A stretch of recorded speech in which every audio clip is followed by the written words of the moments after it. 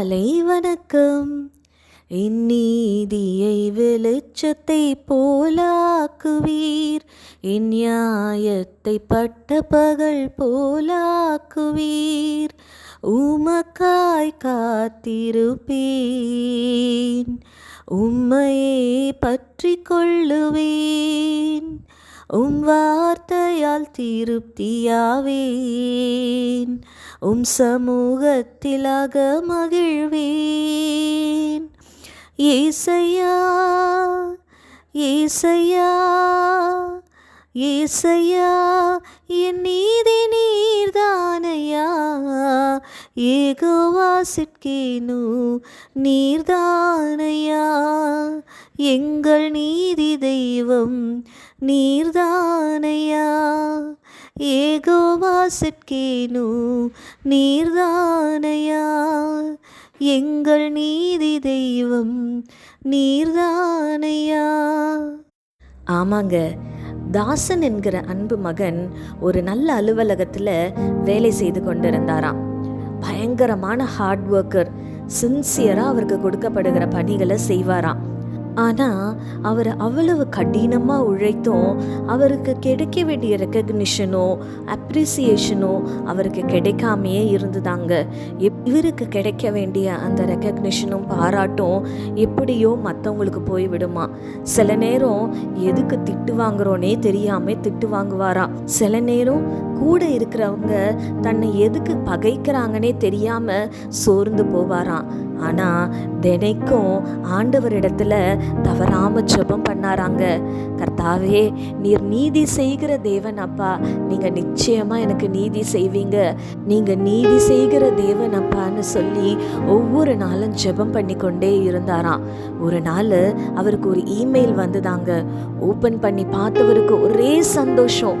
அதில் அவருக்கு ப்ரமோஷனும் நல்ல ஒரு இன்க்ரிமெண்ட்டும் கொடுத்திருப்பதாக அவருக்கு ஒரு இமெயில் வந்துதான். ரொம்ப சந்தோஷப்பட்டாராங்க. ஆண்டவருக்கு நன்றி செலுத்தினாராம்.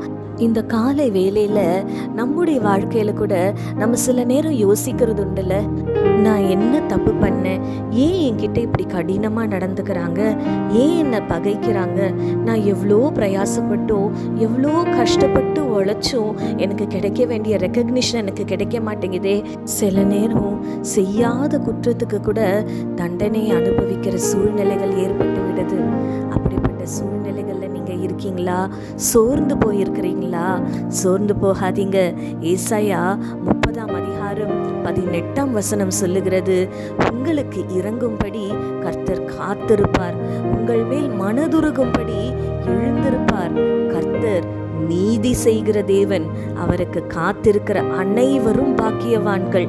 இன்னும் சங்கீதம் 37:6 வாசிக்கிறோம், உன் நீதியை வெளிச்சத்தை போலவும் உன் நியாயத்தை பட்ட பகலை போலவும் விளங்க பண்ணுவார் என்று. இன்னும் சங்கீதம் 103:6 வாசிக்கிறோம், ஒடுக்கப்படுகிற யாவருக்கும் கர்த்தர் நீதியையும் நியாயத்தையும் செய்கிறார் என்று. ஆகையினால சோர்ந்து போகாதீங்க. நீதி செய்கிற தேவன் நிச்சயமாய் உங்களுக்கு நீதி செய்வார். கண்களை மூடி ஆண்டவரை நோக்கி பார்க்கலாமா? எங்கள் பரிசுத்த பரலோக பிதாவே, உம்மை துதிக்கிறோம் அப்பா, உம்மை ஸ்தோத்தரிக்கிறோம் கர்த்தாவே.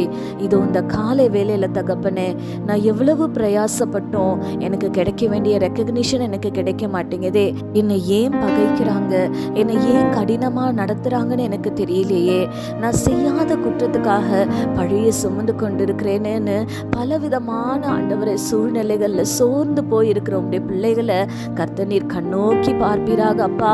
ஆண்டவரே, நீர் நீதி செய்கிற தேவன் என்று வாசிக்கிறோமே அப்பா. ஒடுக்கப்படுகிற யாவருக்கும் நீதியையும் நியாயத்தையும் நீர் செய்கிறவர் என்று வாசிக்கிறோமே. இந்த கால வேளையில அப்பா, எனக்கு ஒரு நீதி கிடைக்காதா, எனக்கு ஒரு நியாயம் கிடைக்காதா என்று ஆண்டவரே சோர்ந்து போய் உம்மை நோக்கி பார்க்கிற பிள்ளைகளுக்கு ஆண்டவரே நீர் இறங்கும்படியாய் ஜெபிக்கிறேன். நீர் மனதுருகுகிற தேவன் தகப்பனே. உம்முடைய பிள்ளைகளுக்கு கர்த்தர் நீர் மனம் இறங்கி அற்புதங்களை செய்வீராக அப்பா, நீதி செய்வீராக அப்பா.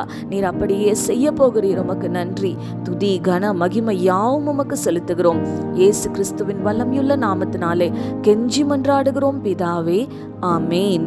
இந்த நாள் உங்களுக்கு ஒரு ஆசீர்வாதமான நாளாய் இருப்பதாக. ஆமேன்.